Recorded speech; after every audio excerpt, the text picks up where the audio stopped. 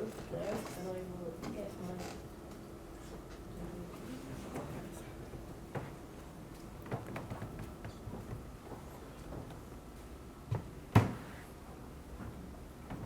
Right. Okay. You okay, Oski? Yeah. Grand. Right. Well, welcome, Oscar Allan. Hello. To do a talk today, and I was really pleased to have you here today because you graduated 10 years ago. Yeah, almost. Almost. Not quite 10 years ago, but yeah. And so you've been quite busy since then. Very busy. So hopefully, we're going to have a flavour of what you've been doing in all sorts of different art departments, mostly the big features. Yeah. And with a focus on the role of the art department assistant and the kind of way into an art department and what that might entail. So we also want to wave at people from who are joining online. Hello, onliners.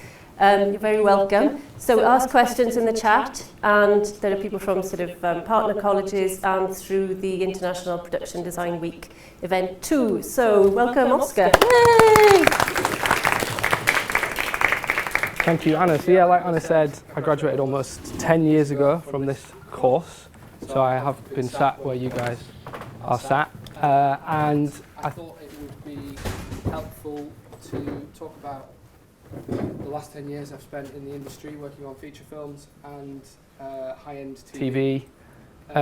But like Anna said, with a focus on art department assistant and what it's like to start in the industry, because that's what you guys will be doing soon, hopefully. So, does this work? Yeah. So these are some of the projects I've been lucky enough to work on over the past 10 years, and it's been good fun all the way. And these are the roles that I did on each of those projects. So I started out as an art department assistant. I was an art department assistant for about 2.5 years, and then I was a junior draftsperson for about 3 years, and then I was a draftsperson for about 2 years, and now I'm an assistant art director. And I actually didn't go in that order. There were a bit of jumping back and forth between draftsperson and assistant art director, depending on the scale of the job and what jobs I could find at the time. But it's been a great ride. So I'm going to talk about the art department as a whole on a large scale production versus something smaller.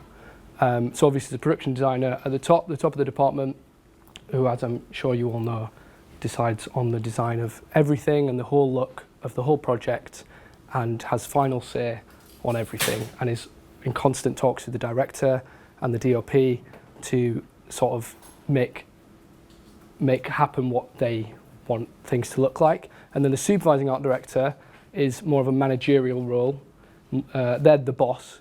The production design is the big boss, and then the supervising art director is like the manager. They do all the hiring and firing. They deal with the budgets and the timescales, workflows, all that sort of stuff. Then going down the left, there's the senior art director and art director, which are essentially the same role, but just to do with someone's level of experience, how long they've worked in the industry. They might be classified as a senior art director versus an art director, and they might be given more responsibility, but essentially the responsibilities are the same. And then they will be given different sets to work on from the designer and supervisor, and they will run them through, like a project manager, from start to finish, from drawing phase and concept phase, all the way through to the building phase. And then when that set starts to shoot, that's when their job is finished. So they hand it over to the shoot crew, I didn't include standby art director on here, hand it over to the standby art director, who will run things on set, and then they'll probably jump onto whatever next set they have to do, whatever's next up. The assistant art director can be a quite similar role.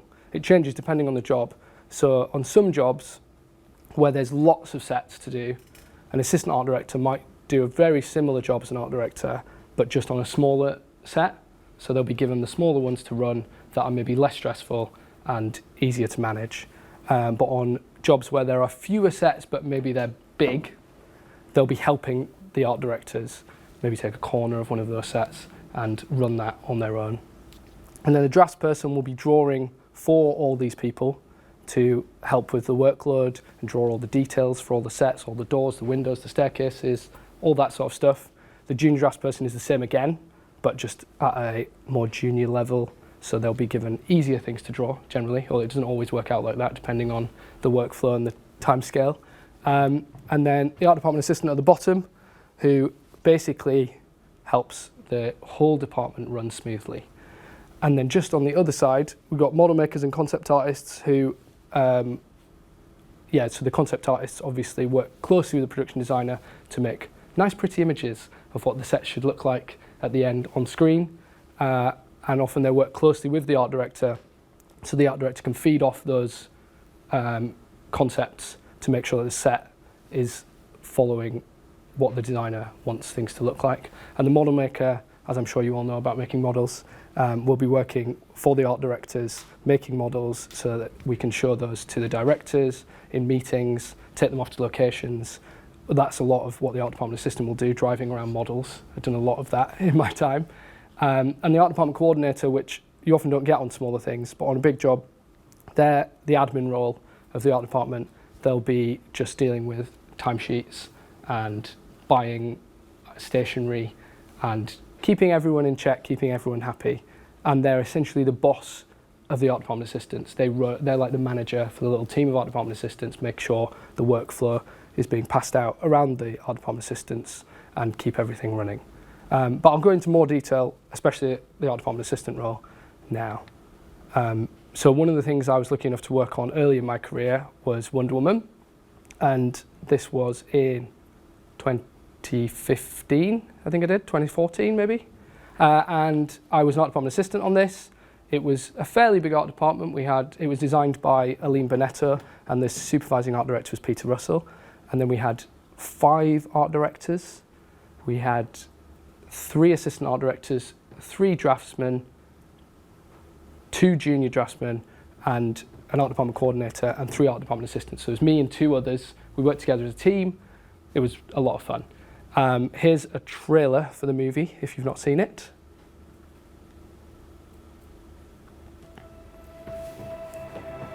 I used to want to save the world.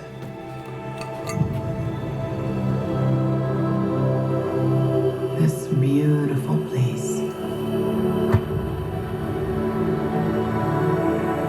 But the closer you get, the more you see the great darkness within.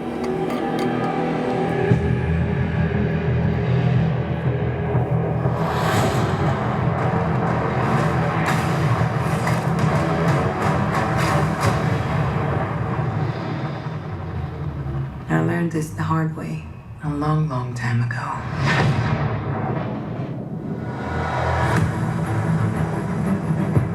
What is your mission? To stop the war. What war? The war to end all wars. Weapons far deadlier than you can ever imagine. The war can be ours. Wherever you are in more danger than you think. I cannot stand by while innocent lives are lost. Be careful, Diana. Who is this woman? She's my secretary, sir. She's a very good secretary. It is our sacred duty to defend the world, and it's what I'm going to do.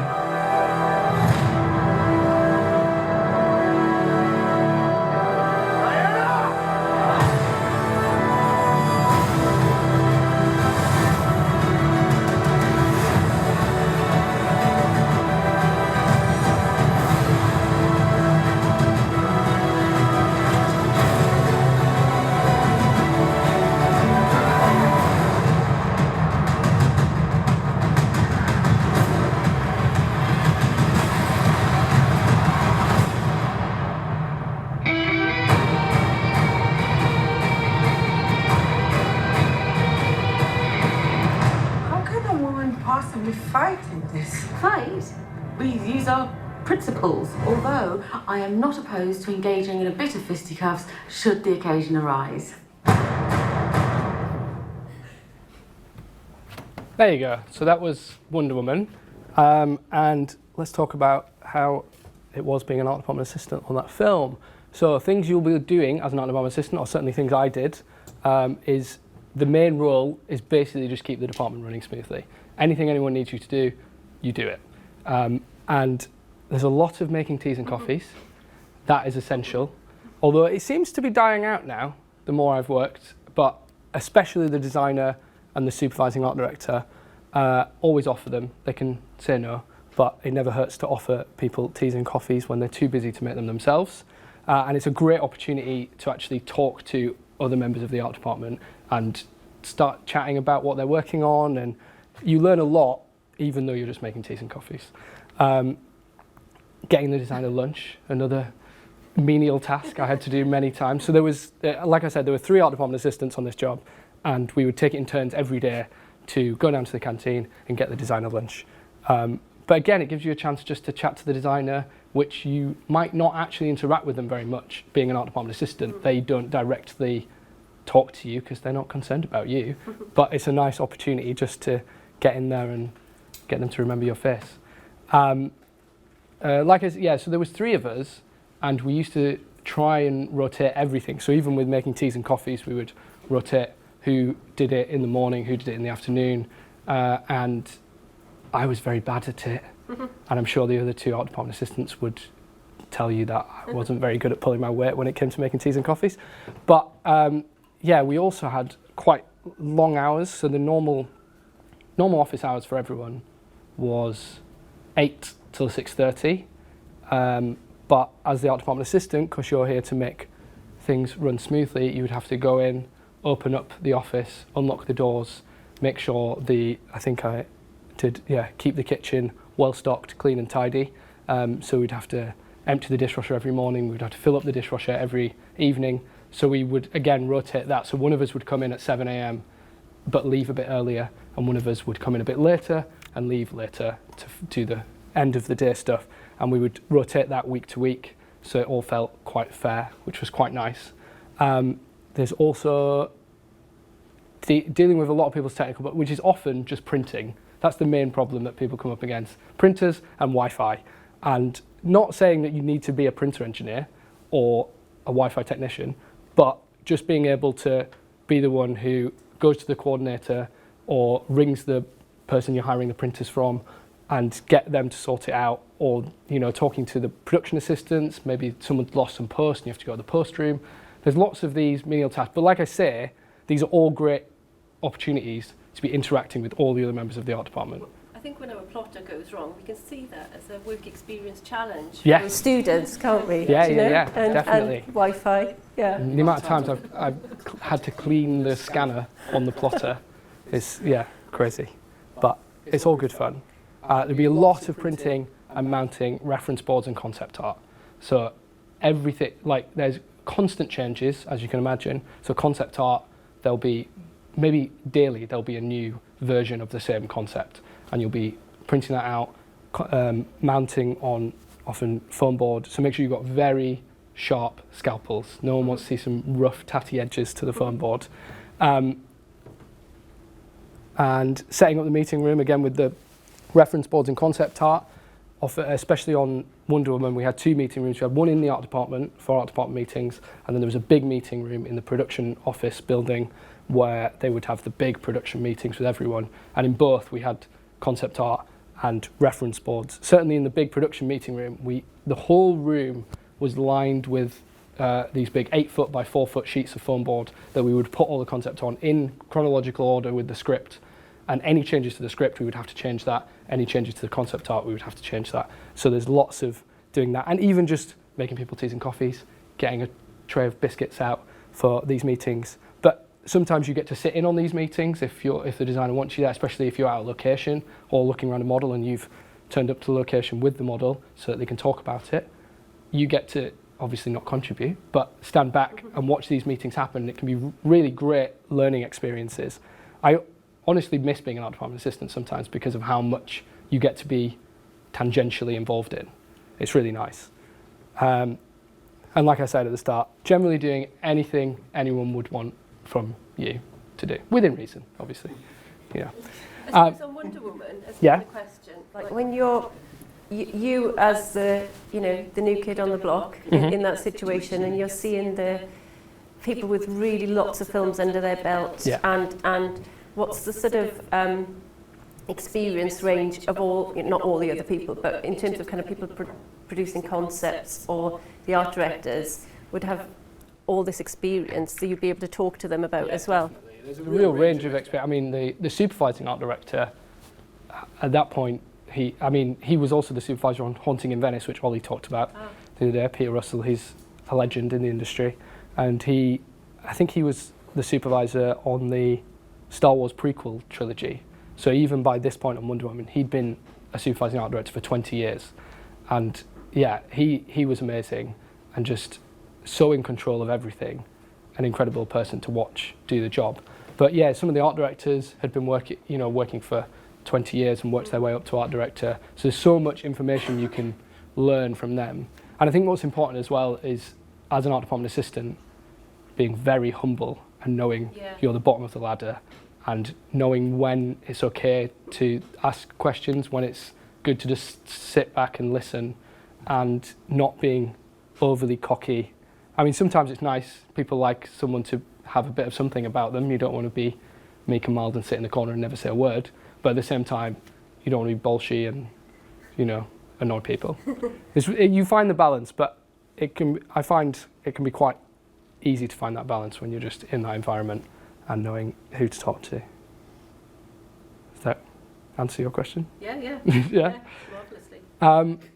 So these are the very menial tasks, but the majority of what you will be doing. I thought I'd put this in. So equipment you might need as an art department assistant is make sure you've got a set of scale rulers for model making and anything, measuring people's drawings if someone wants you to measure something, always good. Tape measure, definitely.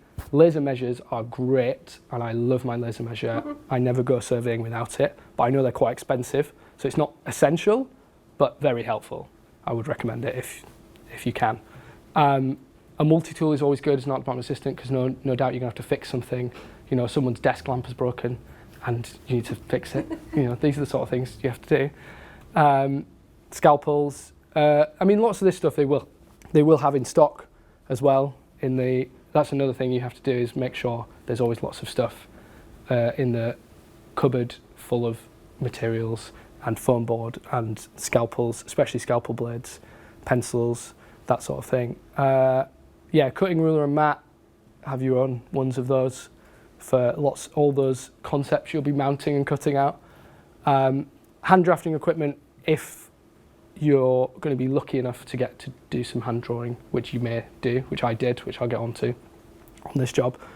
A computer, goes without saying, but you're going to need to print lots of things for people.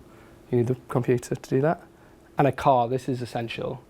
Being an art department assistant is almost impossible without a car, because you will be sent out to pick stuff up, you will be sent out to locations to take models, and even sometimes I never had to do it, but I've heard of other art department assistants on other jobs having to drive the design around and things, pick them up from their house and drive them to a location, things like that, which again are great opportunities to have a good chat about the industry.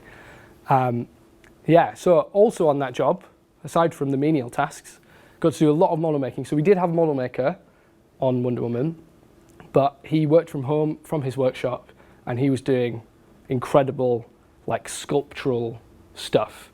Lots of poly carving, lots of clay, because we had, it was in the trailer, wasn't it? We had a whole massive trench set up on the Leavesden backlot. So he was doing all these amazing sculptural trench models and Wonder Woman's ship he built out of balsa wood. It was amazing. So then the less skill required models came down to the art department assistants, and sometimes the junior draftsman and draftsman as well, depending on how urgent these models were and when they needed to get done by. So there's lots of model making, which is great fun and a great opportunity to learn from people's drawings.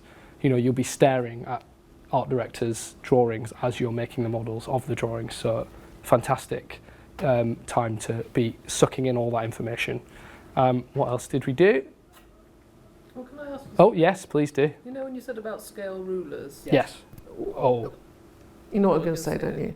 Imperial or metric? Yeah. Yes. So have both.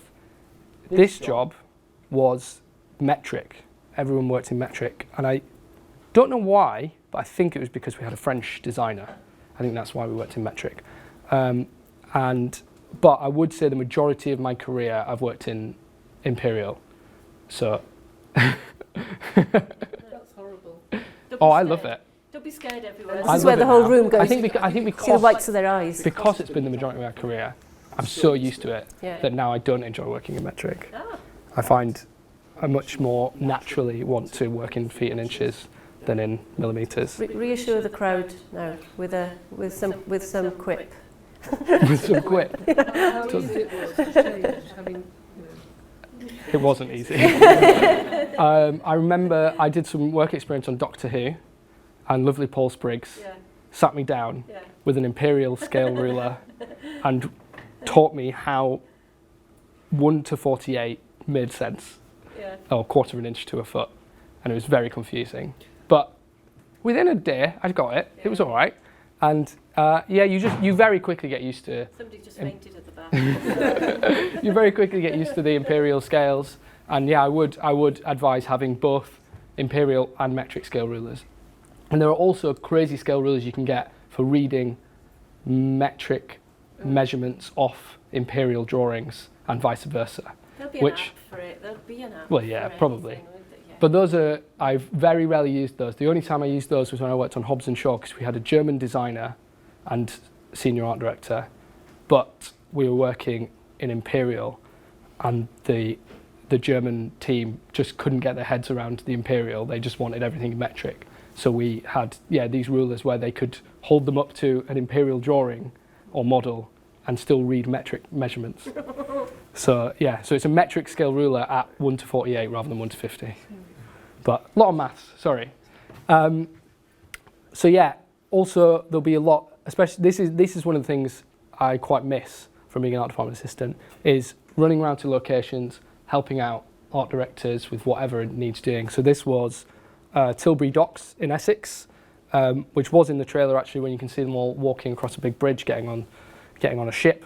And we obviously built, well, not we, I didn't do it, the carpenters, and with the instruction of the art directors, built lots of hoarding to hide all the modern features, but then we had all this stuff. So the graphics department had created lots and lots of posters.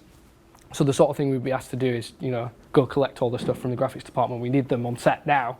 And then you'd have to drive all the way across London from Watford to Essex, which was, I think, on this job I drove the whole way around the M25 in a day. It was rough. But yeah, and then when you get there, they're like, can you give us a helping hand? Let's get some of these posters on the walls. And it wasn't just me, there was the other art department assistants as well. And there was lots of other things, helping the props guys just move stuff around. And yeah, it's really good fun. Really, really good fun to get that hands-on working experience, which once you start to climb the ladder, you get less and less hands-on as you go up. These are some of the things that I do miss. But yeah, any questions about working on locations? No?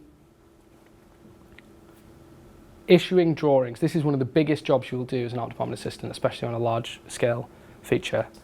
And I'm sure you've all seen one of these on, you've talked about this in drafting, right? but they don't obviously we don't teach them to put all these different people. All the departments. So this was the drawing stamp. I managed to get it out of my archives for Wonder Woman. Nightingale was our working title when we were working on it.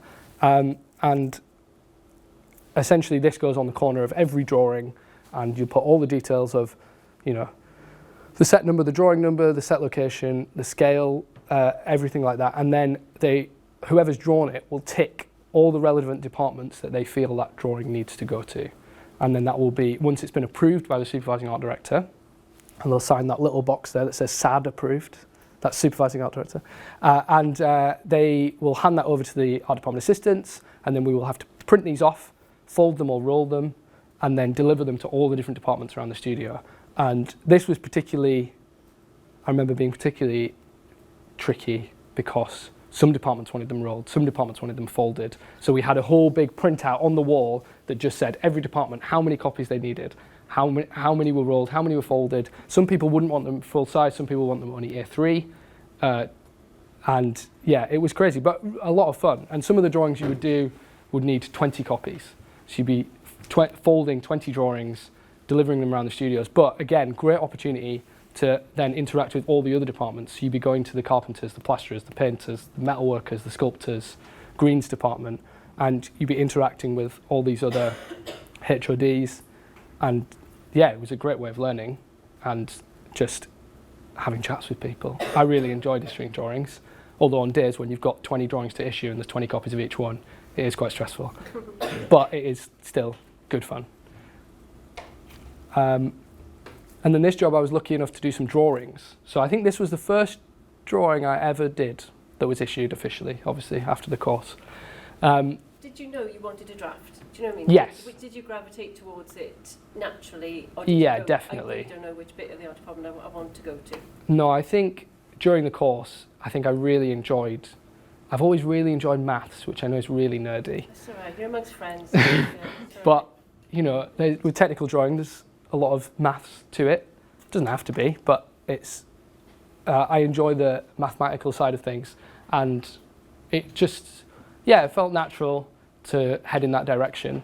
So drafting is not part of the description of an art department assistant's job, but lots of art department assistants do it because it's the only way to kind of increase your portfolio and get some drawings under your belt. So again, making cups of teas for art directors can be great because then you can have a chat to them and see if they need any drawings doing that are not too pressing, because it will take you a long time.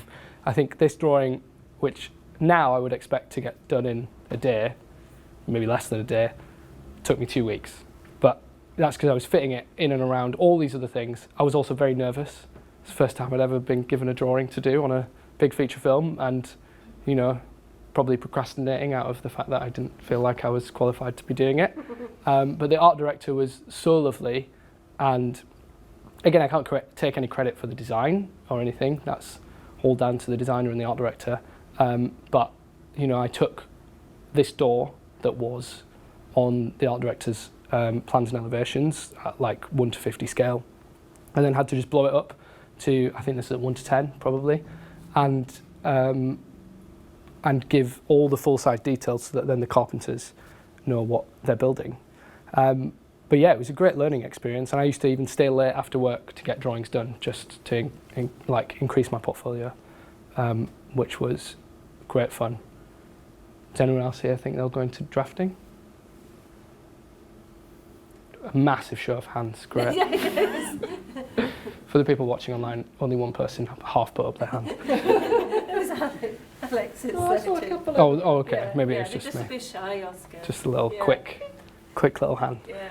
But what's really satisfying about doing a drawing, even as simple as it may seem, is then you get to see your drawing come to life. There it is, being built by the carpenters, and then there it is, finished and painted. And then, if you're lucky, you even get to glimpse it in the back corner of the shot for a mere sliver of a second. But it feels great. It's really exciting. But it's also important to know that sometimes you'll draw things that you never see on screen. Sometimes you draw things that never even get built because it'll change before they've even got to that stage, or the set gets cut, you know, the script changes. And I think it's quite important for your whole career to not be precious about your work. Just enjoy doing it while you're doing it. But if it doesn't get built, or if it gets seen for a split second, it doesn't matter. Just enjoy that too. You got paid to do it. You had fun. It was good. So yeah, and then what else did I do? Oh, here was my first hand drawing I think I did on this job. A little roof vent. Again, not particularly exciting, but I really enjoyed drawing it, and it was a nice opportunity to learn drawing on the board from someone who's been drawing on the board for 15 years. What was the sort of ratio in that art department of CAD and hand drafting? Oh, interesting. I would say it was probably more CAD than hand drafting. Maybe not. Maybe it was about 50-50.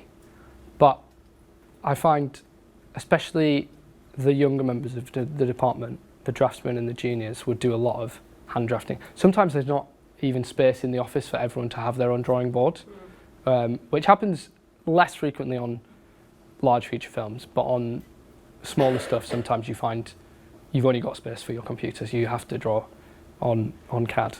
But I think It also depends if the drawing calls for it, I guess.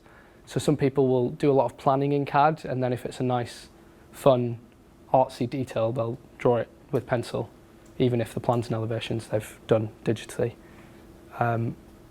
which I've definitely done bits of that. So yeah, this was just a little Ruth thing.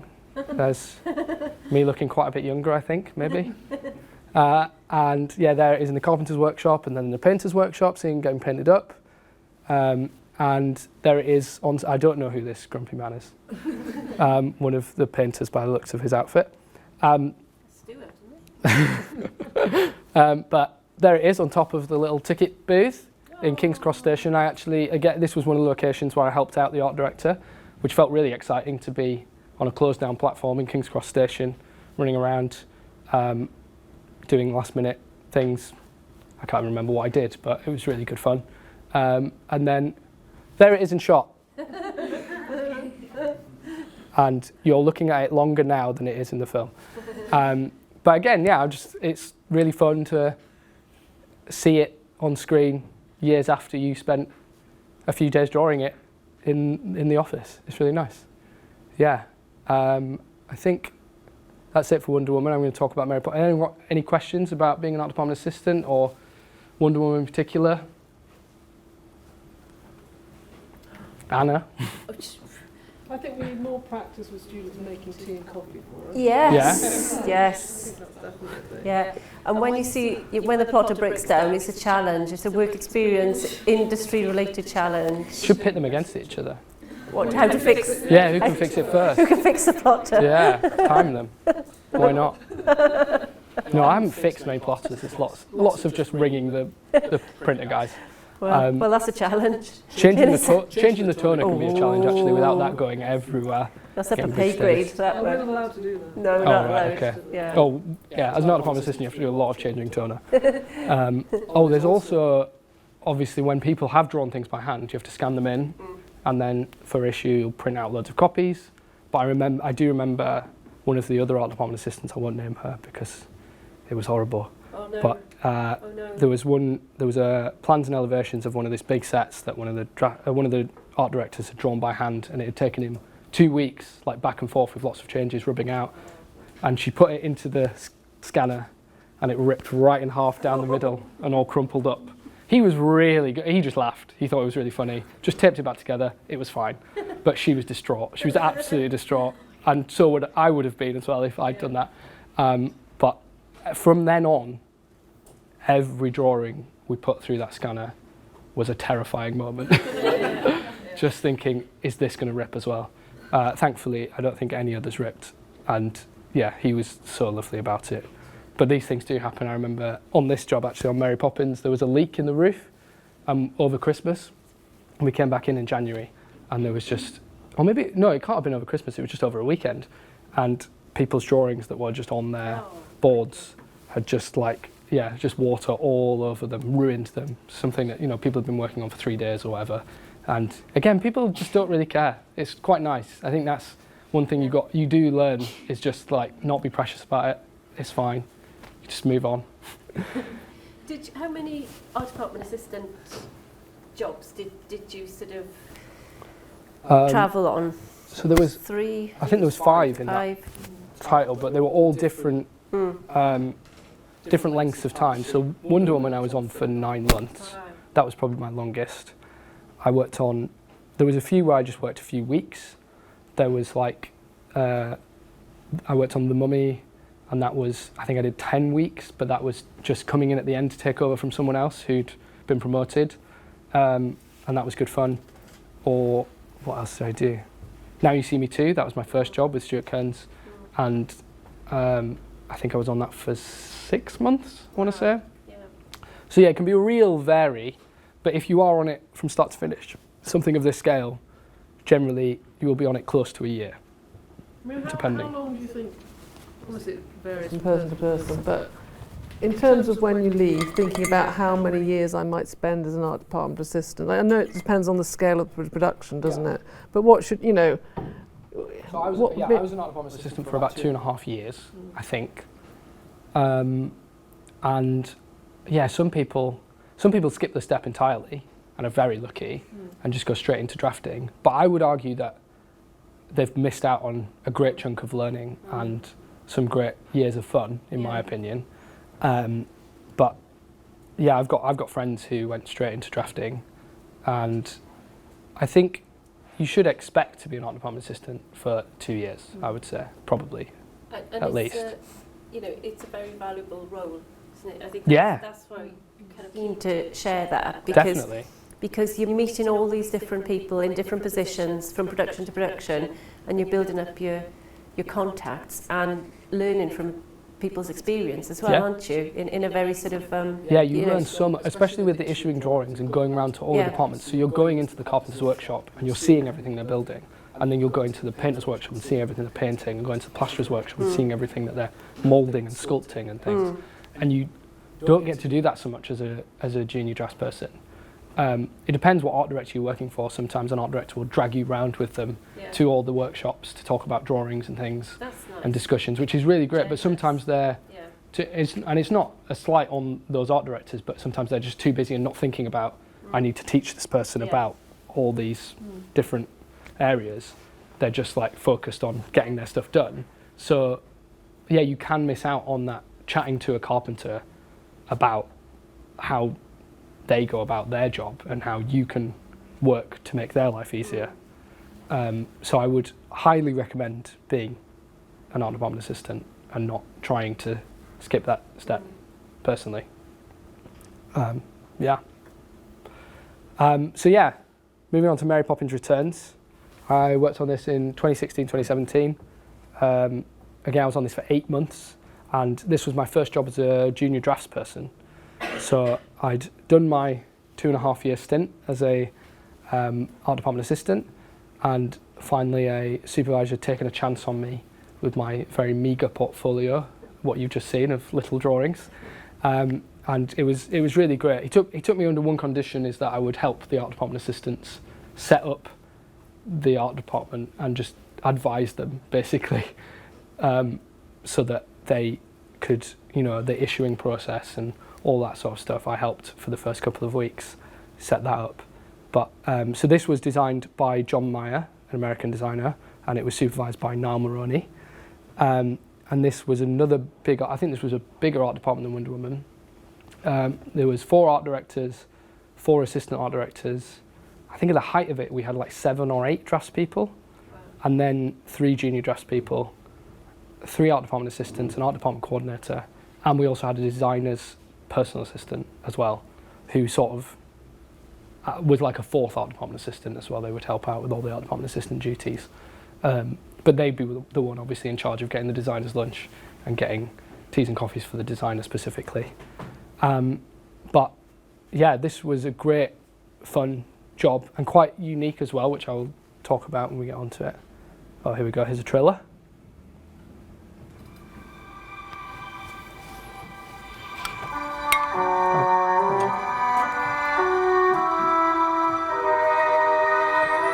I honestly can't remember why we kept most of this stuff to begin with. Don't you remember that kite? We used to love flying that with Mother and Father. Those days are long behind me.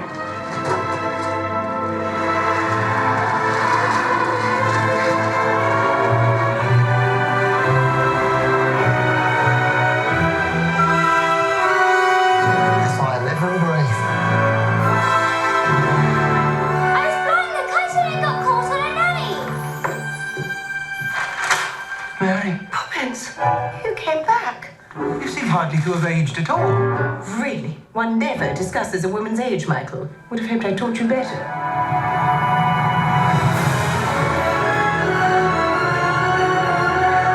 What brings you here after all this time? Same thing that brought me the first time. I've come to look after the bank's children. Us? Oh, yes, you too. We're about to lose our home. Everything's fallen to pieces since your mother. I miss Mother.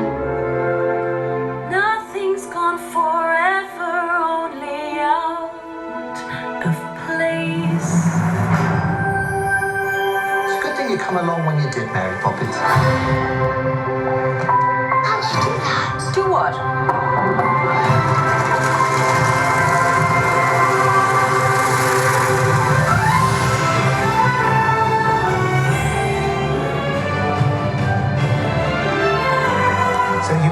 filling the children's heads with stuff and nonsense. You've forgotten what it's like to be a child.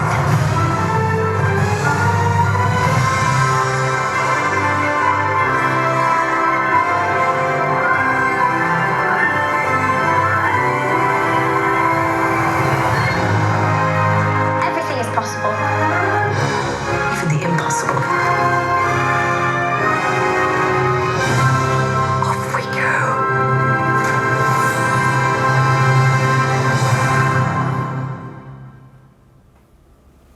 There we go. Yeah, so that was Mary Poppins. And like I said, I was a junior draftsperson on this, first job as a junior draftsperson. And the things you'll do as a junior draftsperson is drawing. Lots of drawing. Lots and lots of drawing. Which, yeah, was obviously what I wanted to do and was great. And I loved it, not having to make people cups of teas anymore. But there was an element of, I was so used to being an art department assistant, running around, issuing drawings, speaking to other departments, and then suddenly you're at your desk every day, all day. And it was a bit of a shock at the start, but it was really nice and so much more learning to do, especially in terms of drawing. But you also do pitch in with model making when it needs doing, when you've got a meeting the next morning and it's all hands on deck, get a model finished, things like that. What else did I put on here? Digital modelling. So yeah, I haven't talked about that yet, I guess. So whilst on this course, we learnt 3ds Max a long time ago. I don't know if you still do that. No, don't do that now. Well, I never used it ever. Students in SketchUp. Oh, it's good. Yeah. So I did. Yeah. So when I did work experience on Doctor Who, the draftsman there, Kartik, who is a fellow graduate, right? Yeah. He was using SketchUp, and I thought it looked amazing, and I taught myself how to use SketchUp and used that for many, many years. And at this point in my career, I was still using SketchUp. Later on, still as a junior draftsperson, but I learned how to use Rhino, mainly because the art director that I was working for on that, it was on Artemis Fowl, the art director I was working for was doing this huge set and she was building it all in Rhino. So she would give me elements to then detail up. So I had to very quickly learn how to use Rhino, which is now what I use all the time. Right. But SketchUp is still a great tool. And even on this job, I used SketchUp and SketchUp Layout to do lots of drawings, which was really good. And it feels like digital modelling is definitely more and more prevalent, I would say. Especially, maybe it's just the way I work, but I will often make a model of something digitally before I even draw it. Sometimes just a rough model, just to work out the space and how I want it to look and get the proportions. Depending on how complex the thing is, if it's just a door or a window, I probably won't model it. But especially things like staircases and things sometimes become very tricky. And it can be great to model it in 3D so then you know it's all going to work when they put those elevations together, that it all matches up. Helping to survey locations, which you might do as well as an art department assistant, holding the end of the tape measure for the art director. But certainly more as a junior draftsperson, you might be sent out. So on Mary Poppins in particular, me and one of the draftsmen went to Borough Market in London and did lots of surveying, surveyed lots of that. And again, this is an example of when it never made the film, is that we ended up drawing loads of cover-ups for all the market stalls to make them look period appropriate. And the carpenters built them all and the painters painted them all. And then we even did a rehearsal fit to make sure that everything worked. So one early Sunday morning, I think the construction team went and put all these bits of set in just to make sure it all worked and then took it away again. And then the script changed and we never used it. So, but it was still fun. I had a fun time doing it. But yeah, you'll be doing lots of helping to survey locations. So that's when the tape measure and the laser measure will come in very handy. Helping to mark out sets as well. This is another thing you'll probably do as an art department assistant as well. But quite often, before construction even get involved, we'll mark out the floor plan of a set on a stage so that the designer an art director can walk around and with the director often to this. Actually, Mary Poppins was a unique job in that the designer had this method of getting tons of cardboard boxes, loads of cardboard boxes, and the assistant spent days assembling all these flatback cardboard boxes. And then we would mark out the sets. This was very early on in the process, way out from shooting. And then we'd put all the cardboard boxes around, so it created the walls of the set. They were only like a few feet high, but put them all the way around. And then the director would walk around with the designer. And it's much easier than just seeing a line on the floor in the distance and seeing that's how far the set goes. And when you've got something physical there, which was really handy. And then there was me and one of the other juniors and some of the assistants stood at the side, being very quiet and not imposing on the meeting. But then occasionally they would just call us over just to be like, can you just move all these boxes in by, make the set smaller or make the set bigger? And we would just move the boxes around to how the director wanted the space to feel. And then at the end of that, we would then survey again where everything had moved to, and then that's how they created the plans for the set, which I've never done again on a film with those boxes. But it was a really good method. It really worked well, because sometimes it can be really hard to just look at a point in the distance, especially if the set is huge, and you can't even see the masking tape you've put like 100 meters away. Do you know what I mean? But yeah, that was good fun. Mainly just drawing. A lot of drawing as a junior, which I love doing, so it was great.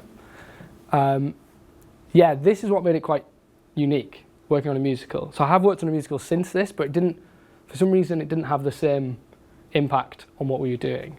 But on Mary Poppins in particular, there were three. Yeah, so I keep saying we. I don't know why I'm taking credit for all this stuff. I haven't done any of this. A sprung dance floor was brought into one of the stages. I should mention this was shot at Shepperton Studios.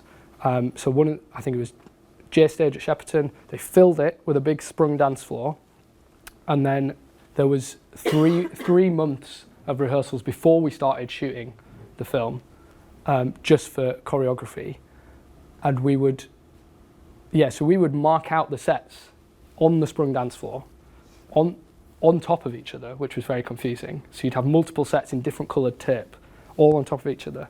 And then the choreography team and the actors would come in and they would map out what they were going to do through these sets.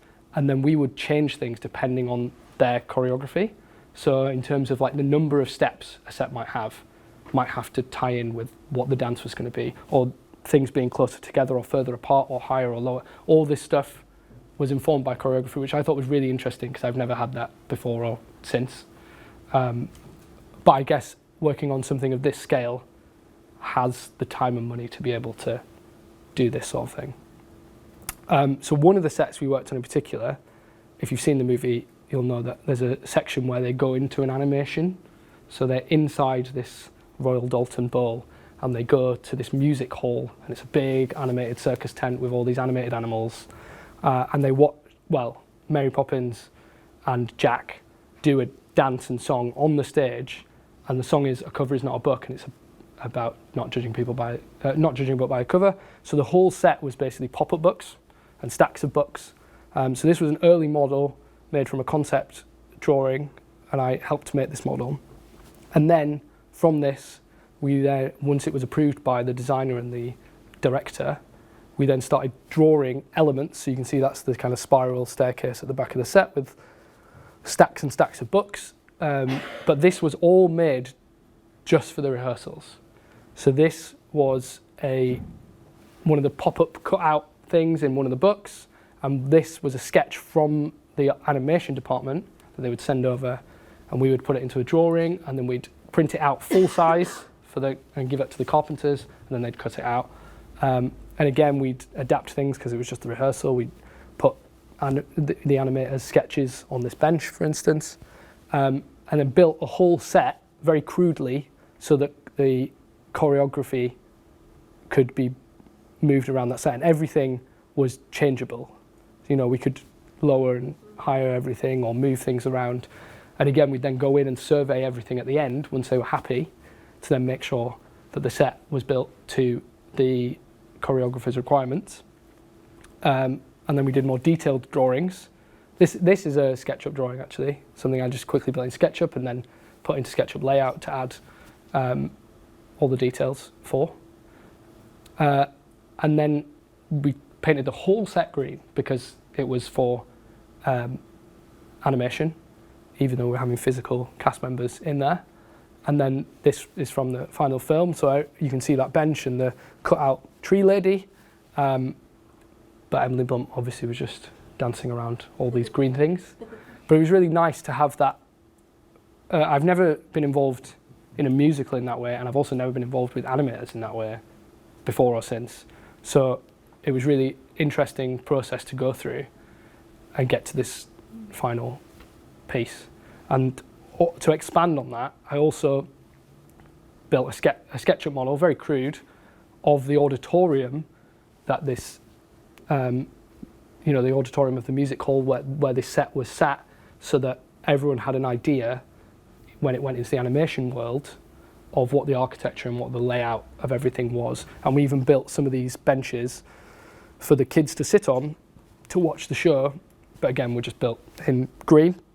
But you can see here, this is a clip from the film of them walking into the auditorium past all these seating and then the stage. So this collaboration between the art department and the animation department and visual effects, because obviously they had to mash it all together. But yeah, that was really interesting to be involved in.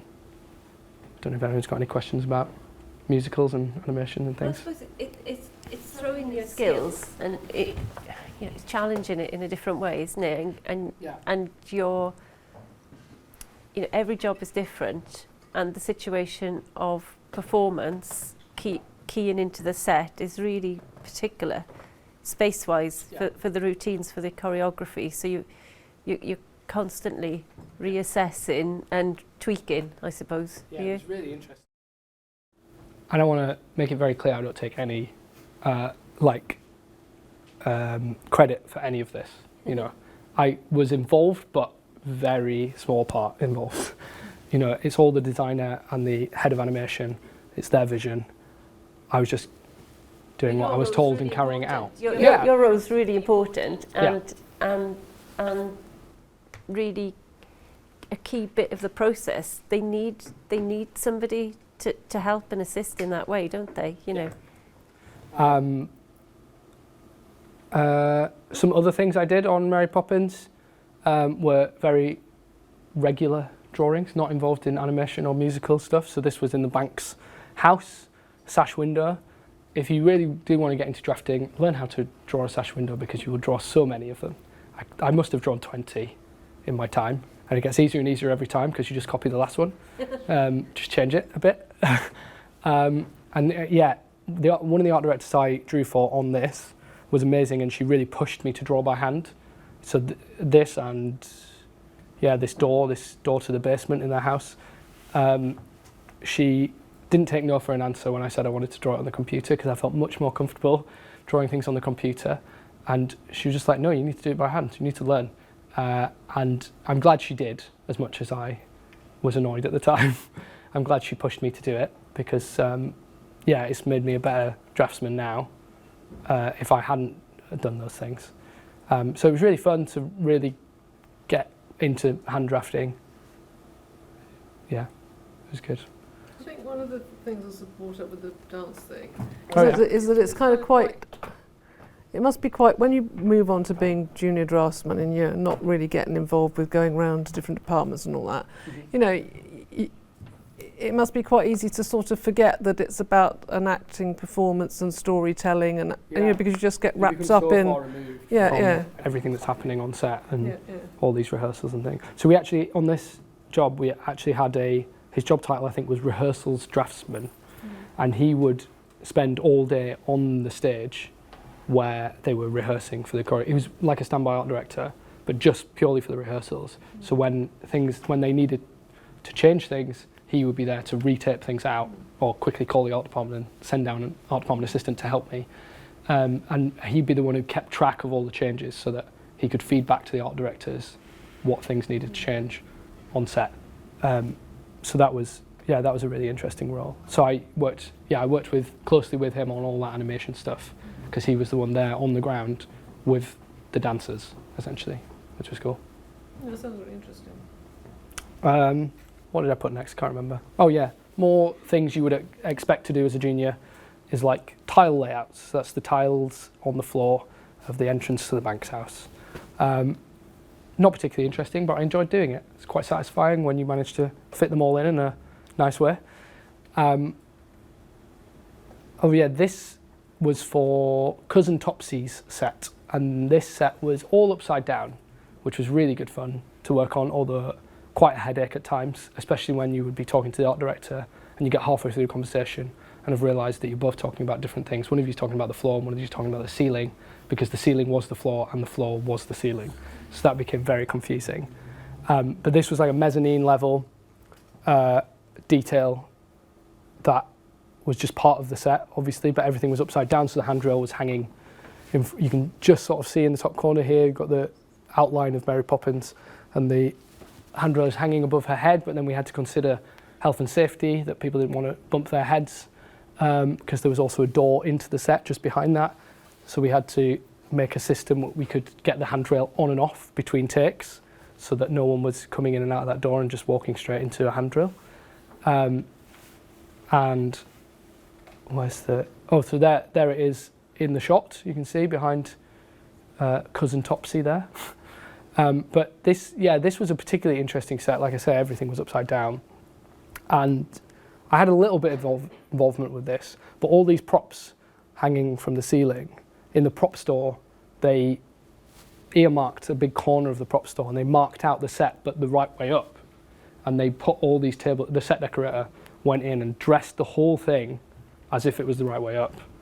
And then that all had to be surveyed and put on the ceiling and remade, actually. So all the, there's less here. Yeah, you can't actually see it all. There was tons of stuff. There were like tables stacked up with like plates and crockery and all sorts, because it's meant to be like an antiques shop where she fixes old things. So you just had these stacks and stacks of like creepy china dolls and things like that, but they didn't want all that hanging from the set ceiling, so everything had to be cast and made in foam and painted to look the same. And like the grand piano, they gutted completely, so there was nothing inside it, so it was just the shell of the piano. And then to even further the complication, they were worried that because of the height of the ceiling that you actually wouldn't see very much of it in the shots. So the art department and special effects worked together to work out a system where special effects built these different islands. We basically put all the props in separate islands. So there's like 6 different islands of props, and they were on different pads that could be lowered into the set or hired out of the set, so that when they were putting the shots together, they could just bring something down just so it was just in the top corner of the shot, so you could see those props, and they would just move all these things. So there's this huge rig hanging from the ceiling of the stage with all these props on it moving up and down. Yeah, it was pretty crazy, the effort that they went to make this set work. But it was, yeah, another crazy challenge that this film brought, that again, I've never done an upside down set but again since. But I guess that's the fun of Mary Poppins. But this was another set, actually, because the windows there, they would climb up the rungs on the window and then they would slide down. So there's another one that had to be built as a rehearsal space, so the choreographers could rehearse and make sure it was the right number of rungs for the beats in the song or whatever, and that the slide was the right length and things like that. So there was lots of chopping and changing for the choreography, which was really interesting. Yeah. Any questions about being a junior draftsperson? And I mean, I've answered quite a few, but anything? They are interested. No. They're just scared. That's fine. Moving on to the peripheral, which, I'm just going to quickly talk about being a draftsperson, how that differs from being a junior. So this was something I did in 2022. No, that was last year. It's more 2021 it must have been, I think. And I was a draftsman on this, but this was a weird one because it was in COVID times. So I never went into the office. I never met anyone else I was working with. It was very strange. I worked from home the entire time, so everything was done over emails and phone calls. I'd previously met the supervising art director, who was Andrew Palmer, on a different job, so I did know him. And the designer was Jan Rolfs, but I never interacted with them face to face, which was very strange for me. I never saw any of the sets in real life, never interacted with the construction team, but got to do some nice drawings, which is why I've included it. Where was it filmed? It was filmed at Gillette Studios, which is an old Gillette factory in East London, in West London. Yes, yeah. But yeah, like I said, I never went there, but I have been there before then. Interesting, isn't it? Yeah, it was a weird time, but there was something quite nice about working from home, I guess. But also, it did feel frustrating not being able to see the things you were doing. Here's a trailer. Your skills are being sadly wasted in this den of imbecility. I got things to do. Mama needs tending, the house needs cleaning. I'm done pretending that I can live in this sim. It ain't real.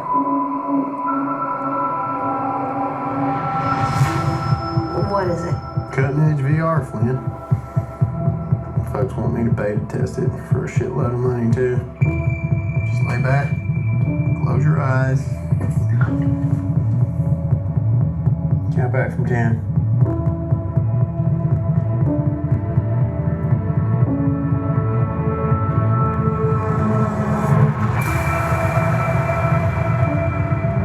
This is London. But London's 70 years from what you think of as the present. It was like being there, in your body. You're inside the peripheral. Harnessing that body as if it were your own. Holy shit.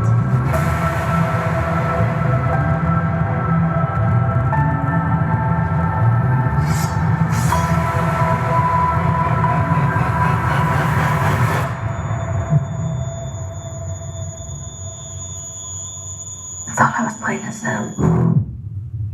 It turns out if you prick us, we bleed.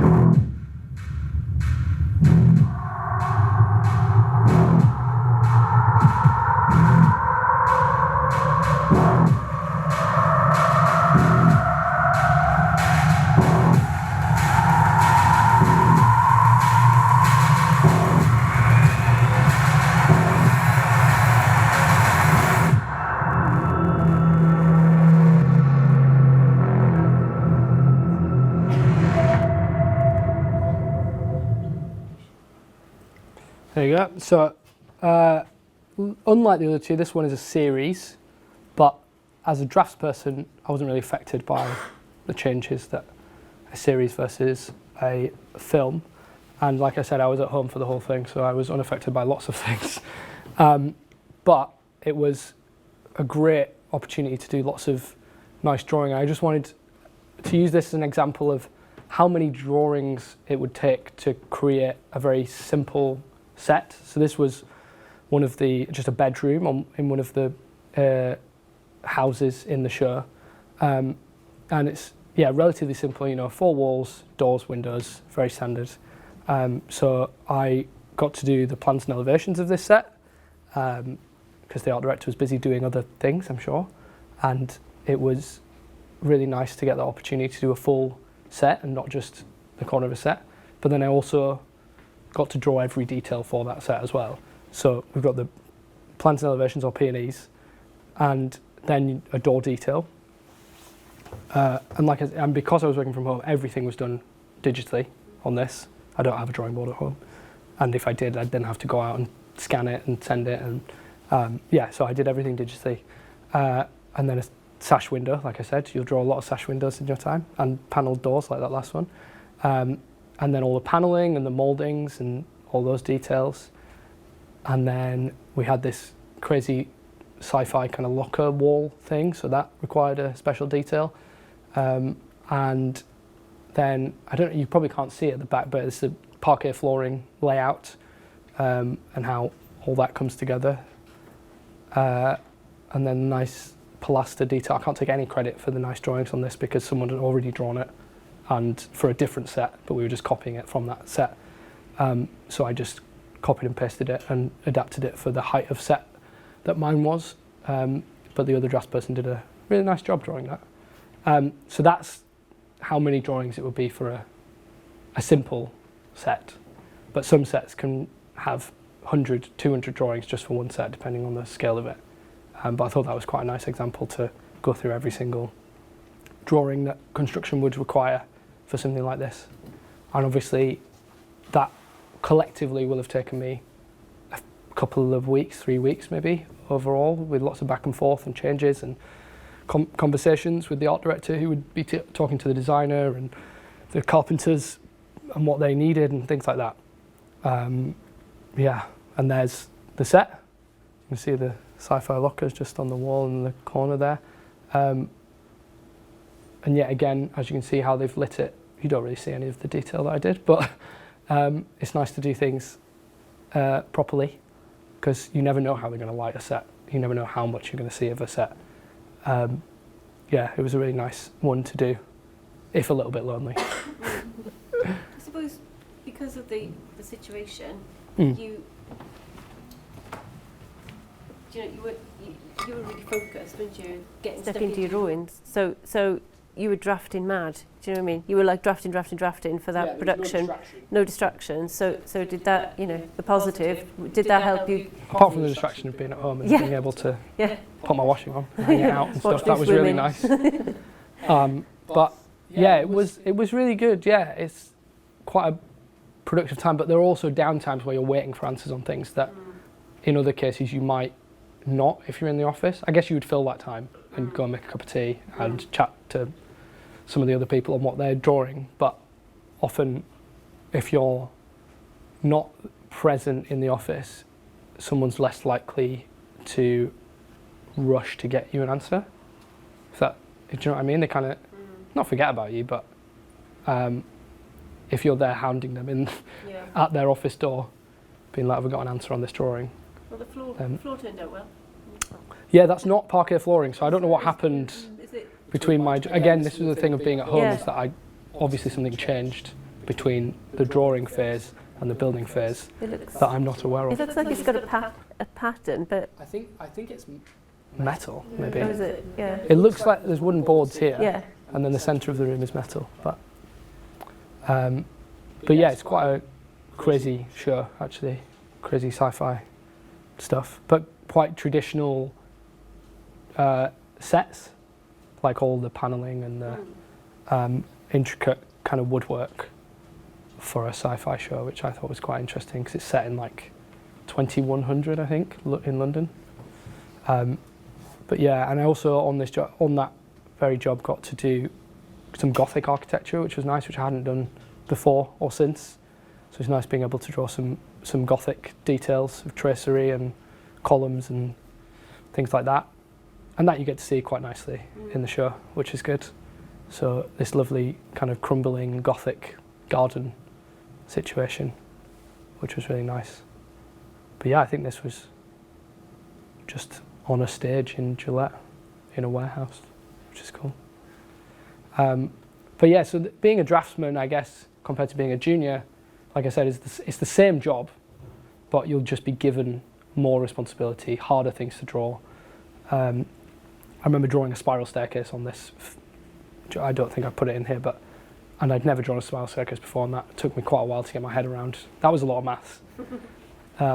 Oscar, talking about these things, Mm-hmm. I mean, obviously, you drew this. I did. How much of it, where did the design element come from? Has somebody given you a scribble on the back of an envelope, or where is it, what's the designer given you So the art director, I guess, passed on, because in this case, I wasn't in touch with the designer because I was from home, but the art director had done the plans and elevations of the entire garden, and this was in one corner, and he'd sketched it out quickly in less detail, and then he actually asked me to go and do some research and find some examples of things like this, little cloister type things, and send it back to him. And he sent me a couple of reference pictures as well.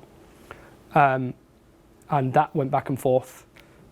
And then he was like, yeah, I like that. And I also found some old drawings of like Gothic entablature,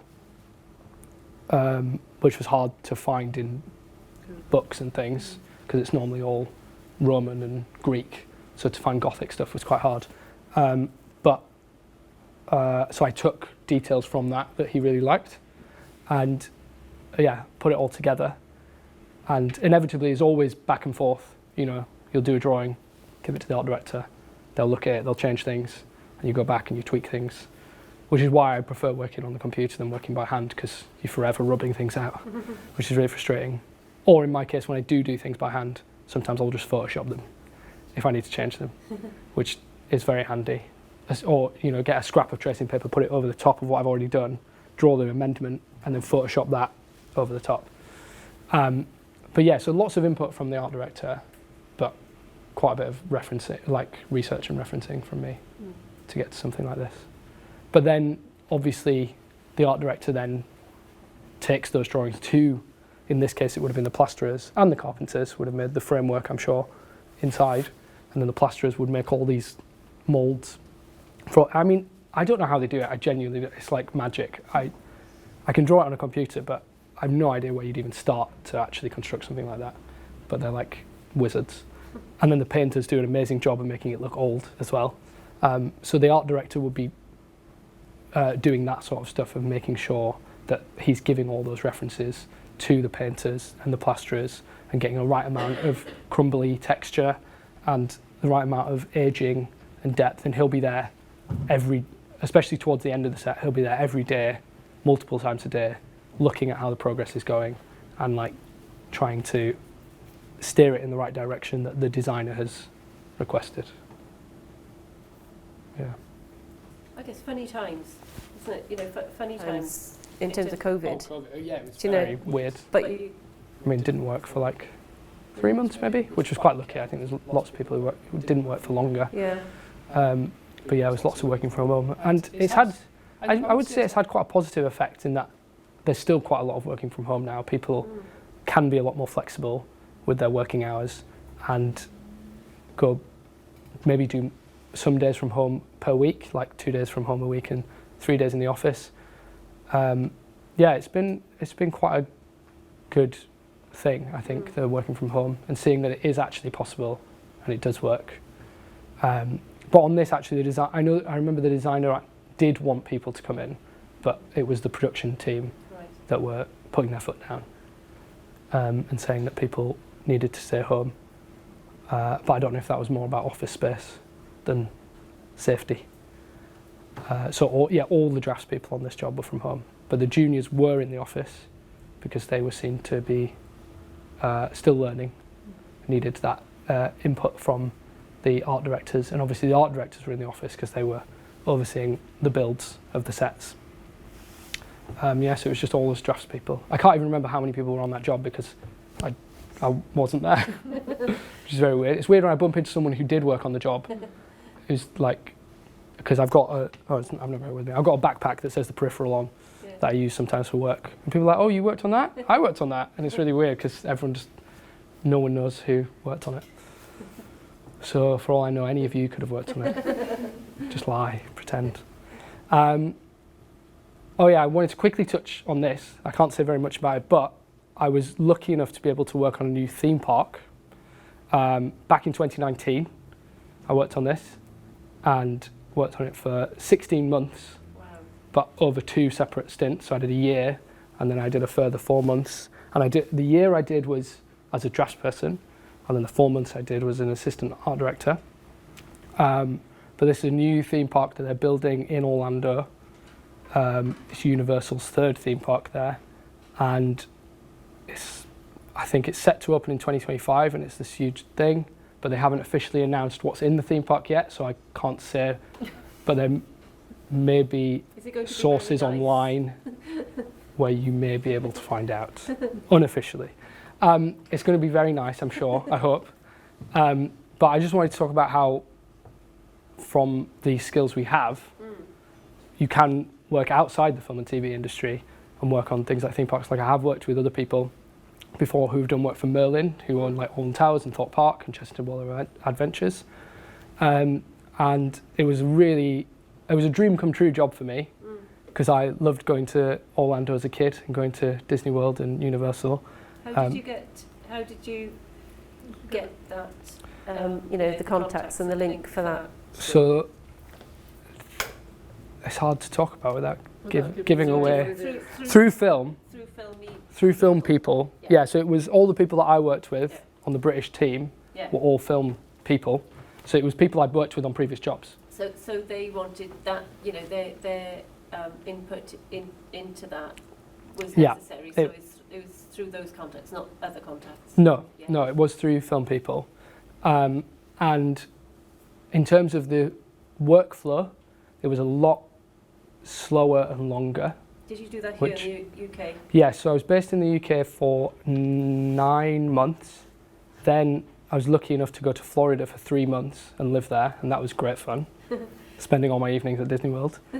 And then COVID happened. Well, then I flew home and carried on working from home for a bit, and then COVID happened, and the whole project stopped. And then as things eased up, it started up again, and I was just between jobs, and the same supervisor rang me up and said, "Do you want to come back?" But at the time, she was still in Orlando. She'd moved out there permanently to oversee the project. So that was working from home for 4 months. What sort of things were you doing on that so, drafting? Yeah, so drawing all the theming. So I'm sure many people here have been to a theme park. All the shop fronts, the gift shops, and everything is, especially with Universal and Disney, everything is super high themed. Every little detail is thought about to immerse you in those environments. So it was doing very much the same type of drawings we would do on a film. There was no extra requirement other than thinking about things that we don't normally think about, like accessibility, disability requirements, making sure doors are wide enough for wheelchairs, things that we'd never really think about on a TV and film set. But that was all the easy stuff to incorporate into what we were already doing. And then we would hand over our drawings to the American team, and they would redraw them. Like the architects and the engineers would redraw everything and add in the stuff that we're not qualified to do, all the structural, because obviously we normally build things that last temporary. Yeah, months at the most. This is going to, well, I guess they're building it to last decades. So they would be looking at all the metalwork structures, all the electrics, all the plumbing, all the insulation, that sort of stuff that we never ever think about. So because the job is so long, it's not set to open until 2025. When we were on it, construction hadn't even started yet. So there wasn't even construction to talk to or, discuss things with. So all the drawings that we were doing were essentially more like concept drawing. Yeah, like this is what we want it to look like. This is what it should look like. Here you go. Yeah, because you weren't taking into account the fact that it would be made of different materials at all, or that brick might be real brick. Yeah, so I think there's a lot of concrete, a lot of making things out of concrete, as far as I'm aware. But yeah, we didn't have to really take that into account. They took that into account. We were just doing pretty drawings of nicely themed buildings and queues and a bit of ride stuff, which was really, really good fun, and I loved it. It was, nice. But yeah, I just wanted to include it as just like a transferable skill, really that it can be done. It can be done. And then lastly, before I finish, I was recently an assistant art director on Andor. I just wanted to touch on this. It's season 2, so it's not out yet, but I just wanted to talk about being an assistant art director and how that differs to being a draftsperson. And it's all the same stuff again. You're doing the same sort of drawings, lots more plans and elevations, and certainly on this, because there were so many sets, there was as an assistant art director, I was given whole sets to run like an art director would, but smaller than what they would give. And we had a senior art director who was doing a huge backlot set, that sort of thing.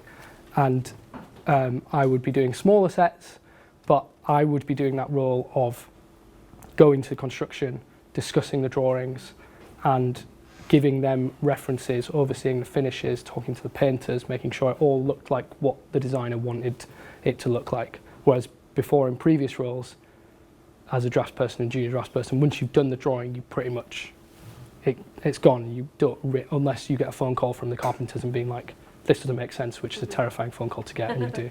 Yeah? So how did you go from like a draft person? Oh, we need. And how did you go from like a drafts person then onto that other role then? Kind of how was that? It was just a natural progression. It's kind of in the industry that's one of the main routes up through the art department is art department assistant, junior draftsperson, assistant art director, senior art director, supervising art director, designer. But did you apply for something, or did someone say, why don't you come and do this? Someone you know come and say, why don't you do this step-up role on this production? So I'd previously I worked on an Apple TV thing, which was smaller, and I'd been an assistant art director on that, and that had been someone I'd previously worked with who just said, we're looking for an assistant art director, I think you could do it, come and do it. And that was much smaller. And then on the theme park, I got promoted to an assistant art director when I came back after the first time. And again, it was a supervisor just saying, you can come and be an assistant art director. But it was a bit different on the theme park in that because there wasn't construction, I wasn't seeing things through to the end. I was just sort of getting bigger, more complex stuff to draw, I guess. And at that point, people were drawing for me as well. So I would draw things, and then someone else would be drawing the details of the things I was drawing. So when it came to Andor, the supervisor, the supervisor was just looking for assistant art directors, and I applied, and here we are. Yeah. So it's kind of like you've done your time and you've got the experience, and you're on your journey. And it's not like obviously I've gone through all those roles, but they're not as clear defined as I'm making them out to be. I'm just doing a general overview. There are very much blurry lines between each of those steps. So certainly on this job, I know that some of the drafts people also were getting their own sets to look after, but it's more just about the supervising art director knowing what their ability level is and how much they can take on, and having support for them to make sure you're kind of keeping more of a tab on them than you would an art director, for instance. So there are these very defined roles, but it does feel like a gradual sliding scale, really, as you just get more and more experienced, you're given more and more responsibility. But yeah, it was great fun. I loved it. I was on it for a whole year. Ended that in May this year. But yeah, that's been my progression through the art department. Thank you. Any questions? Let me have a look online. There might be some Yeah. online ones.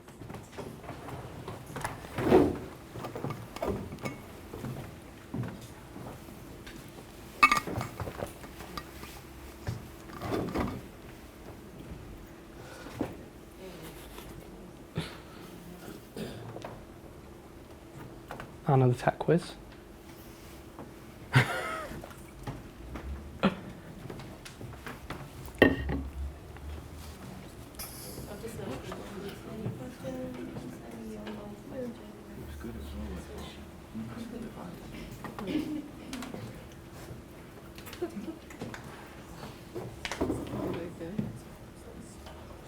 Also, no question is too stupid. If you're afraid to say something, feel free. Yeah? What would you say your favourite project's been? I'll just repeat that for the people on the video. She asked what would my favourite project have been.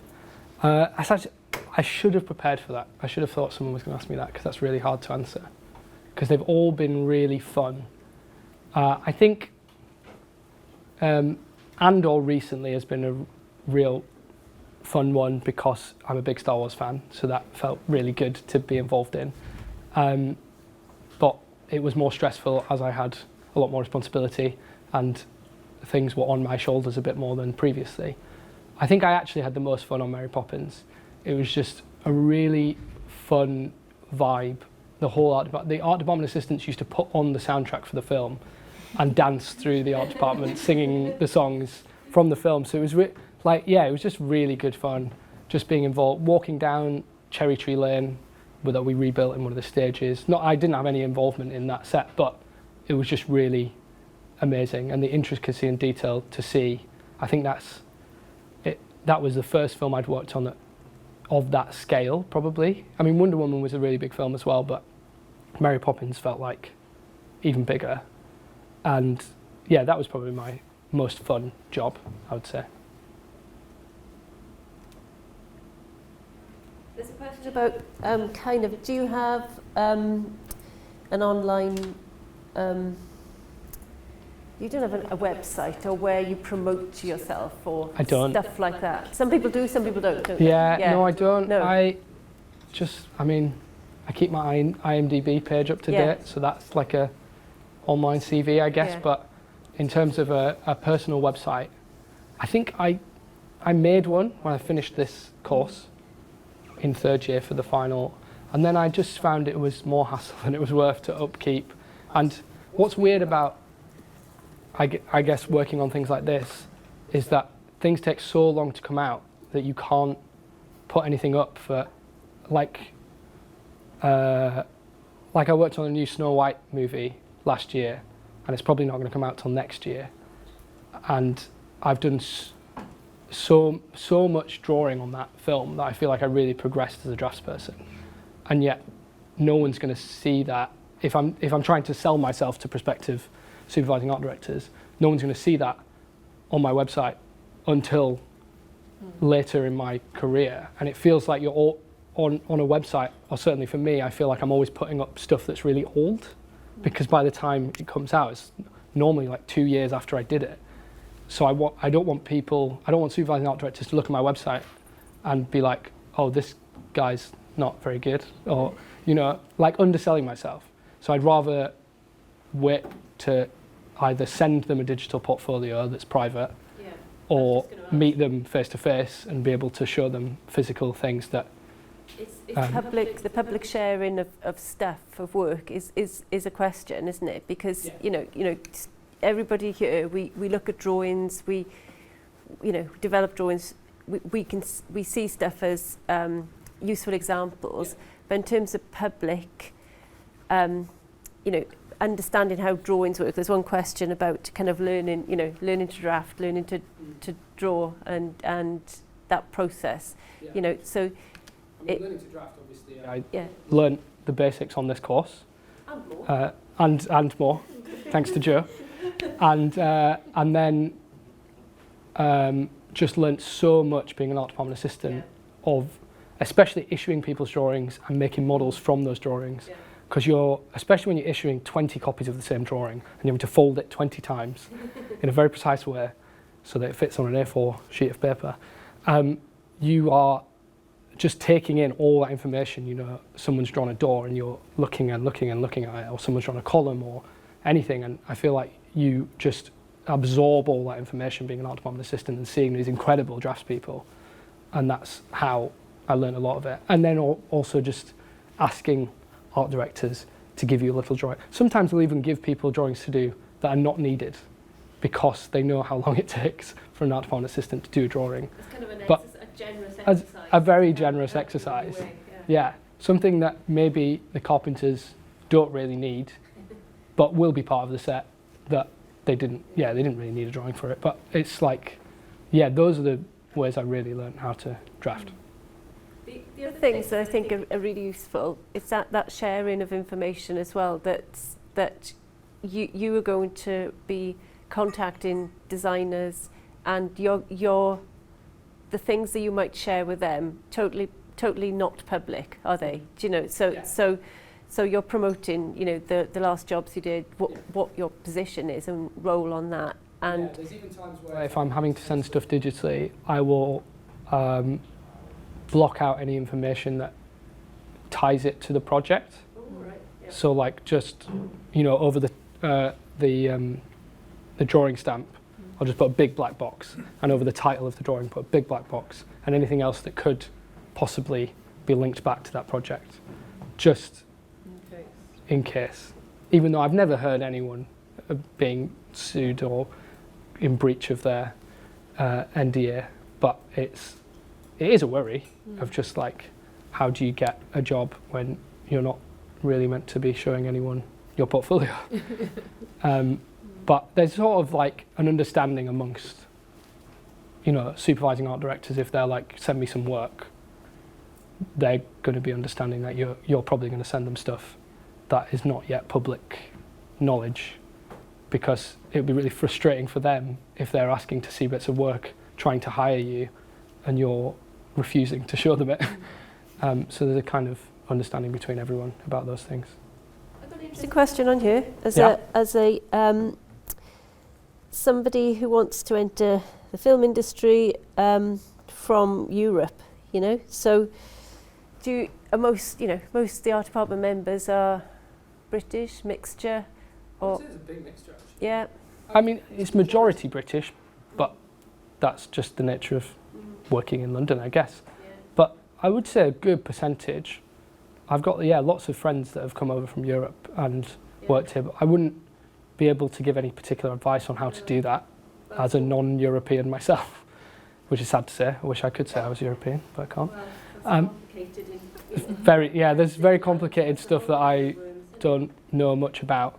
But yeah, I've worked with many Europeans and further afield, you know, people coming from all around the world to work here. And there was, like I mentioned on Hobbes and Shaw, the Fast and Furious spin-off, the designer was German, the senior art director was German, and one of the draftsmen was German, and they brought him with them. He was part of their team that they always like to work with in Germany, so they brought them with them. So I guess there seems to be lots of work also happening out in Europe, lots of big things. I think like the Dune TV series is out there, and Dune was shot out in Europe somewhere, I can't remember, Budapest maybe, or Prague.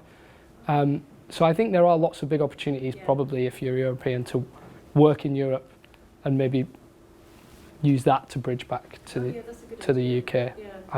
But I've never worked in Europe, even though that would be really fun. I have friends who have gone out on jobs to Budapest and things, but I've never been lucky enough. Although I did get to go to Andor, which was quite fun.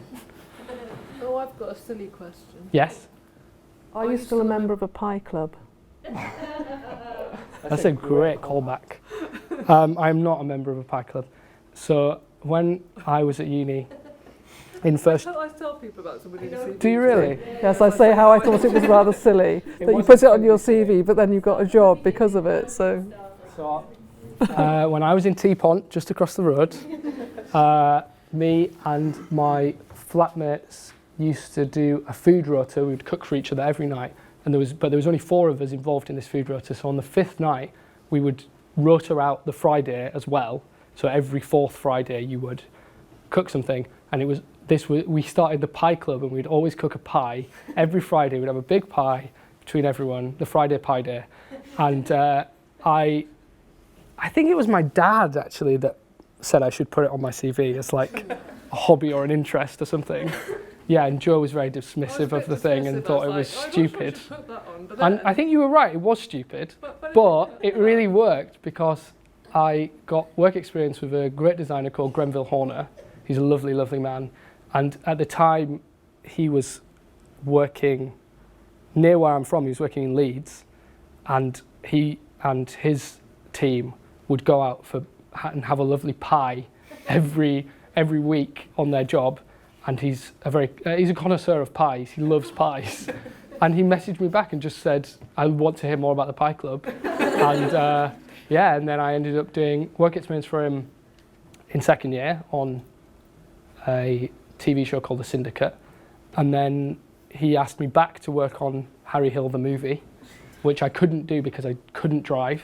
I didn't have a car, so he couldn't hire me, which was really frustrating. So if you can't drive, learn to drive. But he did get me back on that as work experience just for a few weeks in the summer at Longcross Studios, and that was great fun. So yeah, sometimes it's nice to have something silly to make you stand out. Well, admittedly, that is not on my CV anymore. yeah, it's good. Everybody comes on a course wants to get into art departments. You know, that's the nature of it, isn't it? So what? You know, everybody's seen how enthusiastic you are and kind of willing to take on any challenge, etc. So, you know, what's the big advice apart from that, or as well as that, or, you know, most of the third years now all want to escape. They want to leave now. They've had enough of us. tell them. Probably the same thing you've heard 1,000 times. I don't know if Ollie touched on this the other day, but just like contact as many people as possible, because as much as it is about your skill and how good you are, it's also a lot about luck and timing. And the more you contact people, the more chance there is that one of those people will be hiring at that time. And often people will, designers or supervisors, when they're looking for people, these people get so many emails all the time. So being the last person to have emailed them when they need someone is really, obviously you can't know that you're going to be that person, but sending as many emails as possible will up your chances. And also, and phone people as well, sorry. Email is great, but phoning them is really good, because if they can hear your voice, I guess you're more of a person in their head. Emails are easily ignored, and not through any like malice or anything. It's just these are very busy people, and sometimes they intend on responding to your email and then forget, and you'll never hear back from them. But it doesn't mean that they didn't want to hire you, or it might mean that they just hadn't got time. But I think, ringing as many people, and it might just be a phone call to say, hi, this is me. I'm looking to get a start in the art department. Can I send you my portfolio? Can I have your email address? And it can be that short of a conversation, but just the fact that they've heard your voice when that email comes in, they've got something tangible there, I guess, to hold on to. And learn to drive, have a car. Those are the things as well. What else is good advice? I think that's it, really. Just try and stand out, be positive, don't be too cocky, don't be annoying, like over the top, but do repeat email people. You might have called them, they've given you your email address, check in with them, but don't check in with them weekly, but like maybe, monthly. You can just send them an email just saying, hi, you're looking for anyone? It'd be great to hear back from you. That sort of thing. It's getting the right balance of making sure you stay in their mind, but not in a bad way. Don't be in their mind in a bad way. And just be open to doing anything. Don't feel like you're above making cups of teas. Don't feel like you're above fixing the printer, because even though I didn't probably pull my weight when making cups of teas on Wonder Woman, but I'd say be humble, but also be confident. There's a question about, are you part of a union? Are you part of Dept, or are you? I'm to say that I'm not part of Dept, but I keep intending to be. It's one of those things where someone will mention it, and I'll go, oh yeah, I need to join Dept, and I'll forget about it. And now, since the actor strikes and the writer strikes, it's really been front and centre of my mind of being like, I need to be part of Dept, because they've really helped people out during this time of stagnant work. Like Ollie, who came, he got a grant from them, and I hope he doesn't mind me saying that. But they have really helped out the industry, has Dept, because it's been a tough time for work this past few months. But I'm not going to join now because I'm trying to save my money, seeing as there's not much work around. I've just had a baby. But once I start up on another big job, I definitely intend to join Dept. It's a useful kind of go-to as well for newbies, because there's kind of like rate information. Really good discounts as well for people starting out. Yeah. And it's you can get it really cheaply. For information. Yeah, it's really good. There's also a website called Filmbase as well, which I've never used, but people tell me it's really good at getting, because people will literally post jobs on there. Yeah. Oh, and also there's a Facebook group called, I think it's called UK Art Department Prop House Notice Board, which is a mouthful of a title. But people do post jobs on there as well. People post stuff on there. Filmbase and that Facebook group are sort of the only things I know about where people will actively seek people. Because I think people don't want to do that because they get inundated with CVs generally. But those are good sources. Yeah. If they're applying for work experience on features, is that an impossibility, do you think, or not? I don't think so. I've definitely there's definitely been lots of work experience on features. So on Andor, most recently, we had skill set trainees. I don't know if people can sign up to skill. I don't really understand the skill set system, but I guess if you could get onto skill set, however that works, I don't know. Sometimes the screen skills one kind of hop for long duration, right, rather than short bursts. Yeah. Because the skill set trainee we had on Andor was on for months. Yeah. She was there for months. Trainee finder scheme. And there was one in the set department as well. There was a skill set trainee. And definitely, I remember on Mary Poppins we had a constant cycle of people doing work experience. Like every 2 weeks there'd be a new person, which made it really hard for them to stand out. So the ones that did stand out was, always try and stand out somehow without being annoying. So really hard. Should they the art department coordinator for that, or who would you? Who should you be targeting? I suppose if you contact the supervisor, it's never a bad thing to contact the supervisor, but they probably, for something like art department work experience, they probably will forward you onto the coordinator, I imagine. But yeah, art department coordinator is a great source of, even if you're looking for an art department assistant job, you're not looking for work experience, I think they'd probably still be a good source because they would push you in the right direction. And sometimes they're less busy than the supervisor and a bit more likely to respond to emails. But I do think, I cover all bases. Contact supervisors, contact coordinators. But yeah, sometimes supervisors don't really get that involved in hiring art department assistants. They leave it to the coordinator to do, sometimes. Just because the art department coordinator tends to be the boss of the assistants. Yeah. Your kind of route was through drafting. But similarly, other people might want to join set deck teams, or even there's a question on here about concept. Yeah. Somebody who's interested in being a concept person. So the art department assistant is the best way to soak it all up and understand which area you want to dive into, really, isn't it? Recommend everyone start as an art department assistant because you do get to interact with everyone. You're interacting with concept artists. You can ask them about what they're working on, what their work processes are. And if you want to be, and on that flow chart at the start, I put down junior concept artist, which is a very rare title. I haven't seen that many junior concept artists, but it does happen. Yeah. Or often people will just be called a concept artist, even if it's their first time doing it, and it'll just be, they'll be the new kid on the block as a concept artist. But I've also seen people go the draftsman route and then become a concept artist. Learn how to draw and learn how construction works and all that works, and it helps. Then it helps the concept to come up with concepts because you've got a good idea of that world. Concept art actually post-COVID is a massive work from home thing. On Andor we had one concept artist who came into the office once a week, and all the rest, we had loads of them, just all work from home around the world, like different countries. The designer would just schedule in calls on Zoom, different time zones with these different concept artists and stuff. So I think concept art has become really flexible post-COVID.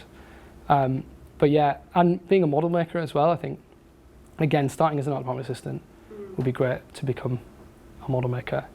A model maker is quite a niche role in that you will only get it on large-scale features and high-end TV, because I guess there's just not the budget and not the requirement to build that many intricate models on smaller things. But everything I've talked about here had a model maker, a dedicated model maker. And some things, on Snow White there was even an assistant model maker who was just there to help the model maker make models. So how much more flexible? I mean, is your job at all home-based now? Can you work from home a couple of days a week, or is it still? It depends on the supervisor really and the way they want to run their department. Most recently, just working on a BBC Three sitcom, I've pretty much done the whole thing from home, apart from just popping out to survey a couple of locations. I did the whole thing from home, but that sort of helped in that it's based in London, they're shooting it in London, but the supervising art director is here in Cardiff. So she's not with the office, the art department. So it didn't matter if I was in the office or if I was, because I was just talking to her. And she didn't ask me to move to Cardiff, thankfully. So not that Cardiff's not lovely, obviously. Cardiff's a lovely place and it's been really nice to come back here. but I didn't want to uproot my family. So yeah, I think it depends job to job. And I'd say there's more chance as a drafts person to work from home than being like a junior where people want to keep more of an eye on you, or being an assistant art director where people expect you to be talking a lot more to construction and overseeing sets and things, so it's a bit less likely that they'll let you work from home. But I've also worked with people who have arrangements where they need to pick up their kids from school or drop them off and stuff, and they'll do shorter hours, or they'll do 4 days a week and things like that. So but again, that's normally drafts person. Yeah, I think so. Yeah, and hours are getting better. The general now is like 8 a.m. till 6 p.m, which is still a long day. But when I started, it was like 8 till 6:30 or 7. Yeah, so working past 6 now is sort of not the norm anymore. Yeah, that's good. I've got a lovely message from Lena Shakespeare saying, "Learn SketchUp!" Exclamation mark. We can all say. Thank you, Jamie. Yeah, Jamie's the only art director I know who still uses SketchUp. That's not true. That's not true. But yeah, SketchUp is a great tool to learn. Fantastic, and it's really easy to pick up and learn. But you're teaching them anyway, right? They get taught it, and then they have to. From Ben. No, not Ben now. Oh, We have Ben. who teaches you SketchUp now? Stan. Oh, okay. But then you have to run with it yourselves and keep using it. It's But one of the downsides of SketchUp is that it doesn't talk to other software very well. So like in terms of going back and forth between AutoCAD and a modelling software, or Vectorworks, or like if you have to, because there has been jobs, especially with what Ollie does, and especially, and there have been jobs as well where I've had to hand stuff over to visual effects department where we will model the set as a whole, but obviously we'll only build up to a certain height, and the rest is a visual effects extension. But sometimes we will model the entire thing to keep it all looking the same, so we're not leaving it to them to finish off the building. And they don't want to be handed a SketchUp model. Essentially, they want something that can that'll work with their software. But that's not to say that SketchUp's not a fantastic tool, because it is, and I used it for doing lots of drawings on Mary Poppins and things. And yeah, there are many art directors who just use SketchUp, like Jamie. Is it useful though, because Cure, it feels like a really useful program that's not kind of a big beast of a program that you can kind of, students can start modelling, and the ambition of the design kind of grows and grows, do you know, so they're understanding a digital software that is really useful. Yeah, it's definitely and very then useful. you're off on your way. And it's cheap as well, right? It's still free, is it? Pro isn't, is it? No, the normal but one yeah. is. But like with Ollie, he's really into, that's his world. He does crazy stuff. He does crazy stuff. We saw that on Tuesday. It's beautiful, crazy stuff in digital models, and really accomplished and detailed. And yeah, he is a person his software needs to talk to the VFX people directly. Closely. So he needs to be able to produce things that they're happy to receive. I mean, one of the things I worry about students learning. I don't use anything, do I? I use my pencil. But, something like Rhino, which from my understanding does 3D, 2D, I worry about students learning a program where they then don't really have to draft the set, because they can take from the 3D model the drawings, because then I think they're not learning to draft, they're learning. Do you see what I mean? Yeah. That kind of worries me. I think it's great in the industry, but I feel like when we're teaching as a them, learning tool, they need. I mean, I don't know. What do you think? I think I agree with you, except it's not as simple as just making a model into a draw. It's not that you don't just click a button and you've suddenly got some beautiful peonies from this model you've built. That's I don't use Rhino for drafting, but that's just because I probably should, but I've been too lazy to learn it, and I've used AutoCAD for years, so I just keep using AutoCAD because I've never had the time to learn drafting in Rhino. But my understanding is that you can pull model views and quickly cut through your model and take those lines, but it's not as simple as just clicking a button and suddenly you have a drawing.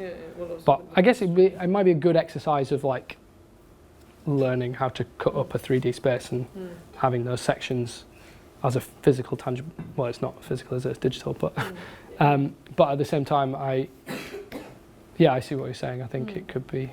I also think it might be a hindrance in that it can be overwhelming. I certainly found that with 3ds Max when we learned that on the course. They don't do that anymore. I found it so overwhelming and just like, how do I do anything in this software? There's so many buttons.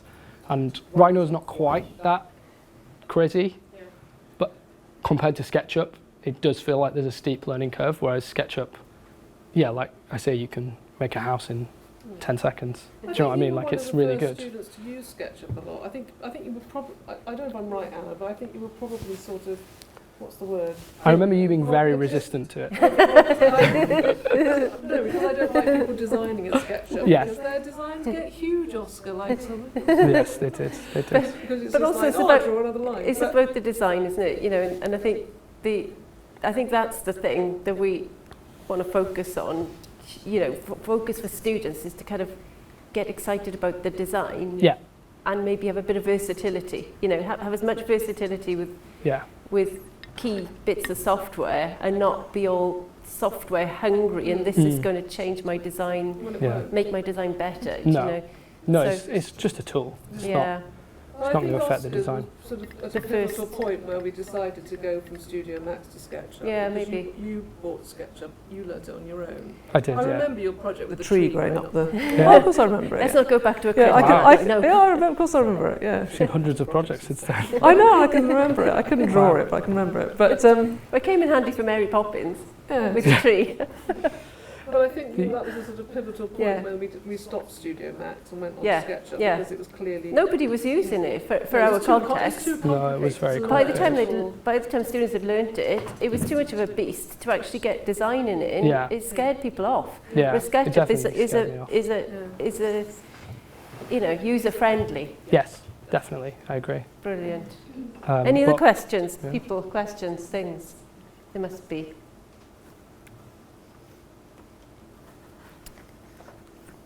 You could also ask me afterwards in a more informal setting if you wish. I mean, not that I'm going to stick around long. Yeah. Got my baby to get back to.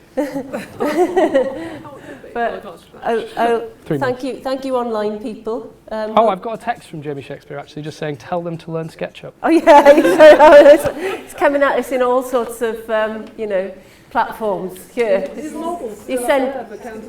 sending a pigeon or an owl as well with it in his mouth, saying learn SketchUp too. So that's good. Brilliant. Right, well, onliners, we'll say goodbye to you. Oscar, give everyone a wave. Right. Bye. Thanks for tuning in. Thanks for tuning in. So hopefully that was useful, onliners, and thank you very much. Thank you, Oscar. Thanks. Hopefully it was helpful.